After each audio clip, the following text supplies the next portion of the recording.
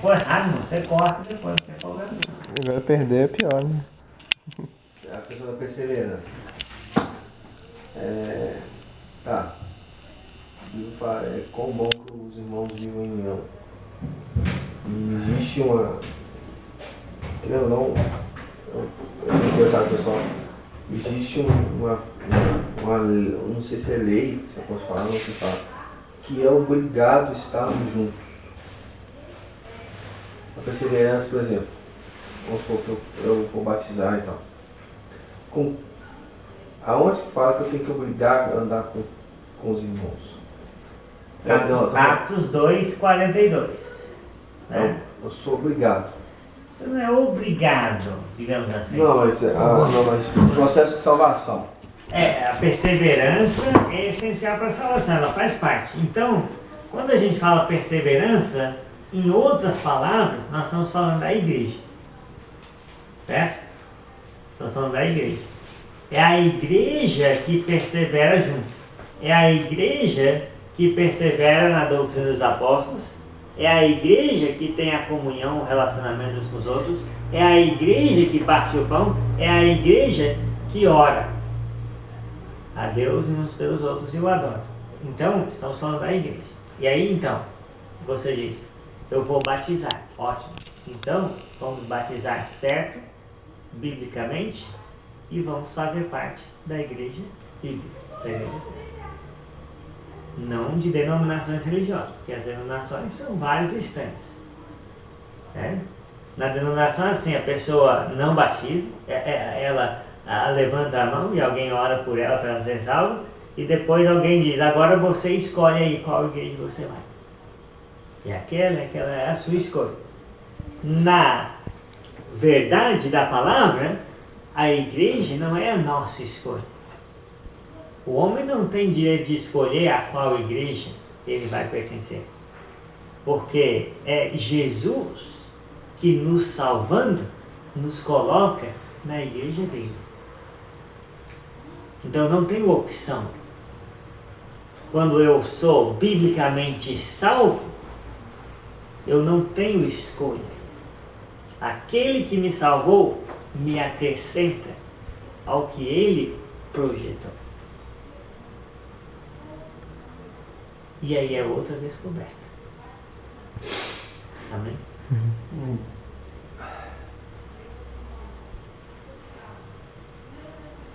O grande dilema é a perseverança, é a comunhão. Com quem comunhar? A gente deve estar comunhão. Com as pessoas que seguem o mesmo. Começa com as pessoas que seguem o mesmo plano bíblico de salvação que você está vendo na palavra. Se as pessoas de um grupo começam sendo salvos de outra forma, com doutrinas humanas, né? Se nem a salvação bíblica aquele grupo tem, aquele grupo não é a igreja. Porque a igreja são pessoas salvas. Acha que estão salvos, né? Se eles acham que estão, mas não estão, então eles não são a igreja que eles acham que são. Porque a igreja são pessoas salvas. Se tiver 20 pessoas nessa sala cantando para Deus, não tem ninguém batizado para perdão de pecados, né? Então não tem ninguém salvo. Não tem a igreja aqui.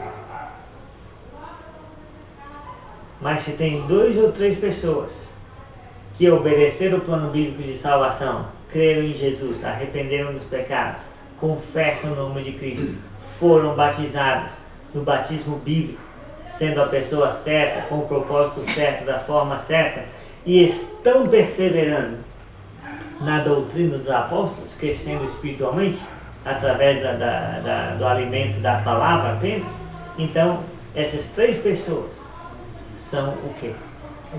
A igreja. A igreja de quem? De Cristo. A igreja de Cristo.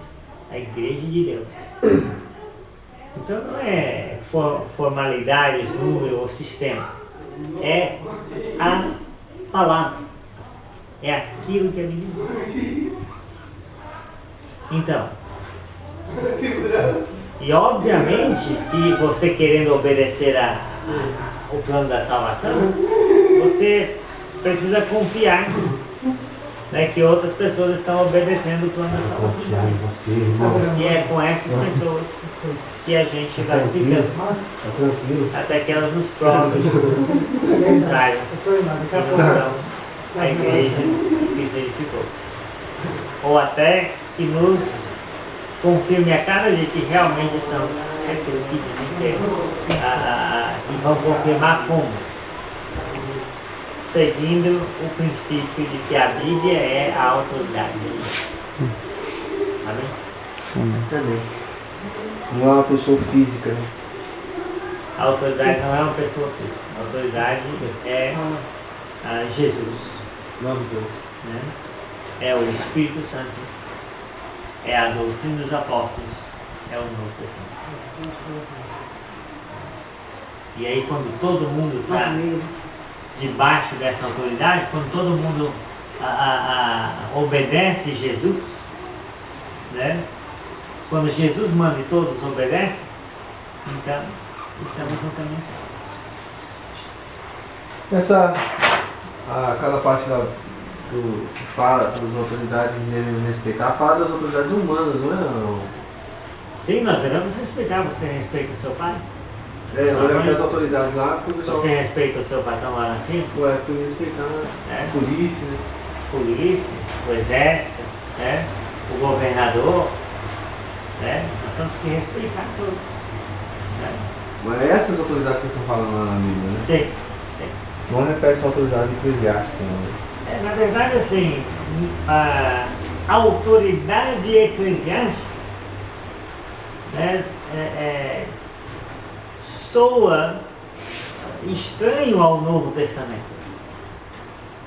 Né? Porque um dia, um homem que nasceu de uma virgem e morreu numa cruz e ressuscitou dos mortos, ele disse aos seus discípulos: toda a autoridade me foi dada no céu e na terra.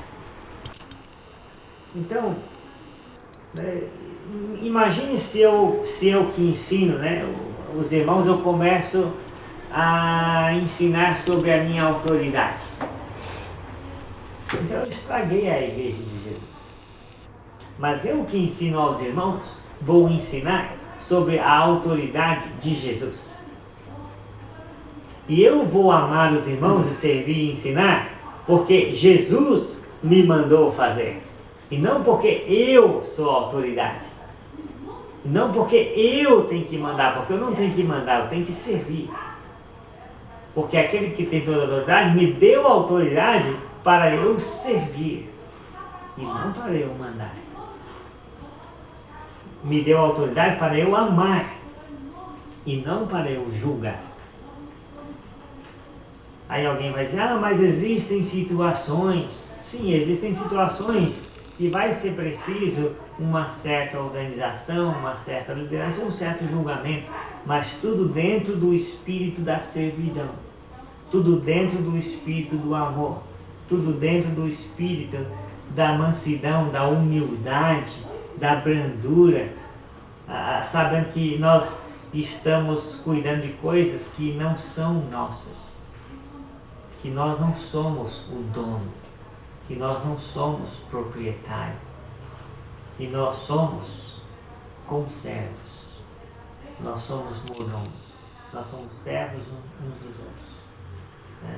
Então tem que ser de acordo com essa base. Né? Então falar sobre a autoridade eclesiástica, né, soa um pouco estranho, né? Porque a autoridade é de Jesus. Amém?